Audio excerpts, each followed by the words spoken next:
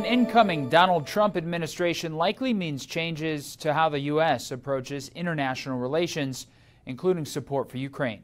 I'm Matt Gelka in Washington with more on what it could mean for the country's war with Russia.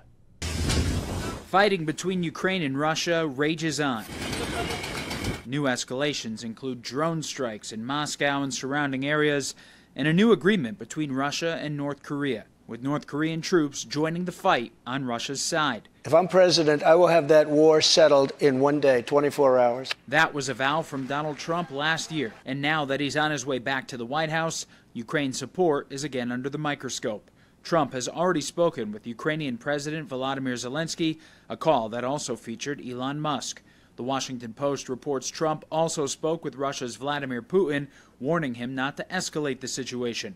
The Kremlin says the report is pure fiction. We need to focus on our own issues first, and I've taken a lot of heat over it, from Mitch McConnell, from the Wall Street Journal.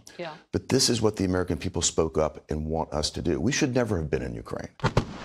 Trump's allies say the billions worth of aid going to Ukraine from the U.S. needs to stop.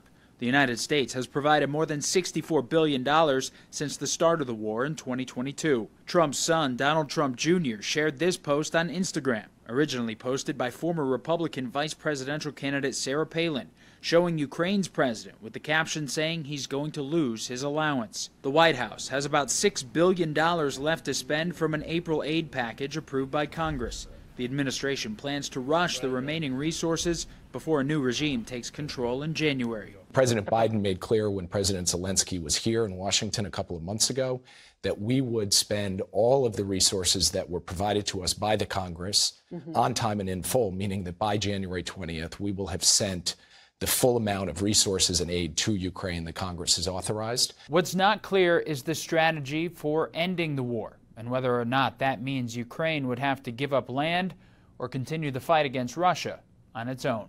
Reporting in Washington, I'm Matt Gelka.